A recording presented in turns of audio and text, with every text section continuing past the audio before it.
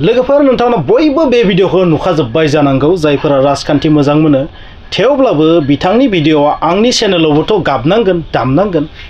स' बिथांनि बे भिडिअखौ जायफोरा मोजाङै नुवाखै नायनो सम मोनाखै नोंथांमोना फिन नायफिन मुनमुन ब्रह्म बायदेव मुनमुन ब्रह्म आब' बिथाङा मा बुंदों बियो इउपिपिएलनि सरकारनि सायाव मा एटाक खालामदों बेवहाय बिथाङा माखासे नामखौ लानानै फैदों जेरै अरुणोदयनि बाथ्रा बुंदों बिथाङा जेरै जोंसार आरो सासे जायखौ माने इलिगेलि गावथारदोंमोन पुलिसा एनकाउन्टार खालामदोंमोन जोंसार आरो सासेनि नामखौ मा होनदोंमोन आं बावबाय आरो लोगोसे बेल' नङा बिनि अनगायैबो बिथाङा बेवहाय एक्स ग्रेसियानि बाथ्रा होनदों माखासे रां होनायनि बाथ्रा बुंदों हानि पाट्टानि बाथ्रा बुंदों हानि पाट्टा होनायाबो नकलिसो माने थगायसुला बायदिसिना पलिटिकेल एटाक खालामदों बिथांजोआ स' बेयो इउपिपिएल सरकारनि सायाव जायफोर पलिटिकेल एटाक बे नायनो गोनां साननो गोनां मानोना नेक्स्ट जि इलेक्शन फैबाय दं बे इलेक्शननि थाखायथ' बिसोरनि सायावथ' माबा मोनसे पलिटिकेल एटाक खालामथारनांगोन खारन बे जि जानानै थांबायना एसेम्ब्लियाव जोंनि जि बिटिसिनि एसेम्ब्लियाव जि जानानै थांबाय बेनि उनावथ' बिपिएफनि जि एटाक बे सासे न' सासे फैखानांगोन नाथाय दासिम आं सानैल' नुबाय बिनि बांद्राय नुवाखै आरो बिथांमोना जाबायदि एटाक खालामनांगौ माने सम मोनि बायदि जादों आरो मुनमुन ब्रह्म बिथांजोआ दिनै एटाक खालामदों बरिया जादों बबेखानि बे भिडिअआ 10 घन्टानि बारा जाबाय गोबाव सम जाबाय भाइरेल जानाया नाथाय नोंथांमोना बे भिडिअखौ जुदि नुवाखैबा नोंथांमोना आंनि चेनेल थ्रुयै नायनो हागोन बिथाङा माबायदि इउपिपिएल सरकारखौ माने बिग जिर' बायदिसिना जिर' होनदों आरो माने जिर' जानो थांगासिनो दङ माने जेबो होआखै बायदिसिना आरो नोंथांमोना थारैनो नायोबा बुजिगोन आं बुंबा थिग जानाय नङा बिथाङा मा बुंनो नागिरदों नोंथांमोना थारैनो आइडिया खालाम जायफोरा बिपिएफ मोजां मोनो नोंथांमोननि थाखायथ' बरिया बेयो आरो जायफोरा इउपिपिएल मोजां मोनो नोंथांमोना एसे साननांगोन जे बिथाङा मा बिन्दोआव बाथ्राखौ बुंदों स' नोंथांमोना नेक्स्ट इलेक्शननि थाखायथ' साननो गोनां जागोन बिथांजों माखौ एटाक खालामदों स' नोंथांमोना बेसेबां रियेलिटि दङ बेखौ जुदि होनो हायाबाथ' नोंथांमोननि भटआ माइनास जागोन इउपिपिएलनियाबो आरो बिपिएफनि भटआ स्ट्रं जागोन बेनो टारगेटआ नङा होमबा जि जाथाय जानानै थांबाय बेवहाय जि पवित्र जि एसेम्ब्लि पवित्र जि जायखौ जों एसेम्ब्लि होनना बुङो ना बैहाय जुदि नंखाय खोथा बुङोबा जोबोर गाज्रि देट मिन्स इउपिपिएलनि नेताफ्रा नंखाय बाथ्रा बुंदों बैहाय इएमजिएमफोरा नंखाय बाथ्रा बुंदों बेखौनो बिथांजोआ फोरमायदों स' जनक आरो जोंसार बिथांमोननि फारसेबो जि माबा मोनसे होनांगौमोन सरकारा होनो होन्दोंमोन बेखौबोथ' दिनैसिम होआखै हानि पाट्टा होनायाबो नंखायसो बायदिसिना आरो अरुणोदयाबो फेलार स' गोबां रोखोमै बेबायदि बिथाङा बुंदों स' नोंथांमोना थारैनो बे भिडिअखौ नायबा बुजिगोन बिथांजों मा बुंनो नागिरदों दाखालिसो 13 and 14 12 and 13 जोंहा बिटिसिआव एसेम्ब्लि जानानै थांबाय होननो थाङोबा बे एसेम्ब्लिया जोबथा एसेम्ब्लि हिसाबैनो जोङो हमनानै लाजायो खारन बिटिसिआव अलरेडि 5 बोसोरिया जोंहा जि फाइनान्सियेल इयार दंमोन बियो जोब्बायानो गतिके बे जुथुमाय बे एसेम्ब्लियाव जोङो पर्बत जरानि हिसाबैबो पर्बत जरानि बहुत खैथा गोनांथि सोंलुफोरखौ सोंनाय जाहैदोंमोन बे सोंनायनि बिथोराव जोङो माखासे फिननायखौ जोङो फोथायनो हायै एबा माबानो हायै मोनाखै जोङो फोथायनो हायै एन्सारखौ जोङो मोनदों आरो बिसोरो जोङो बारे बारे होनदोंमोन पर्बत जरानिखौ लोब्बा लाखिनानै जोंहा जोंसार आरो जनक सानै एनडिएफबि होननानै बुंनाय बा सानै सेंग्राफोर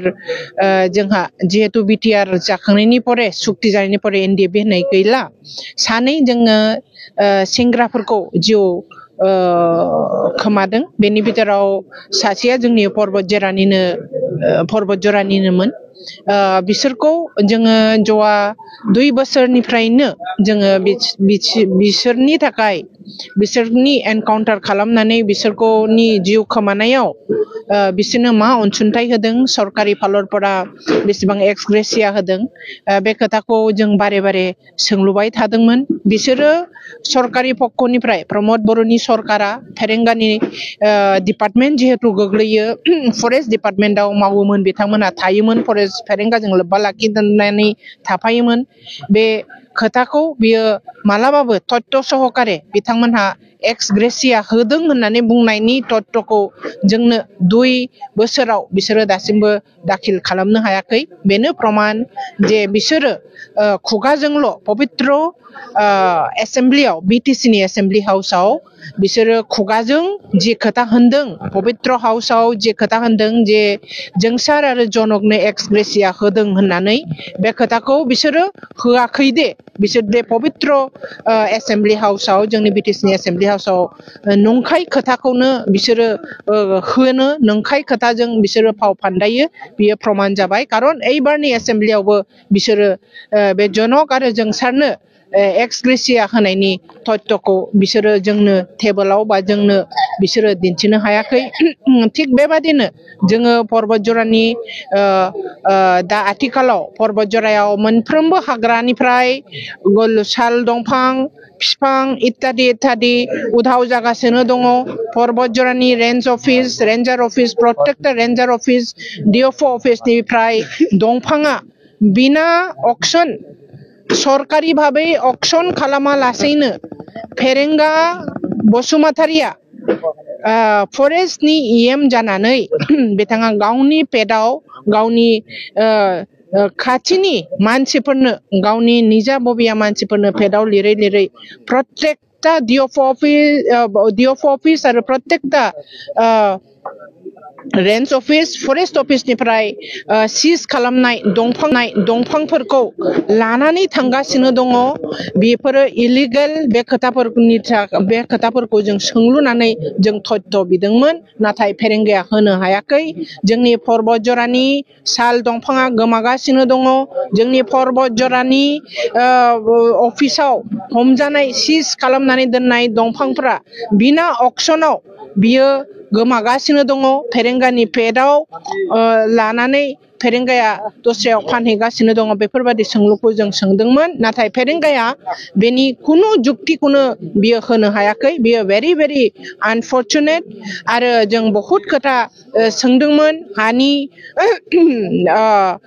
हा पाट्टा होनायनि खोथाखौ जों सोंदोंमोन बिसोरो मानसिनो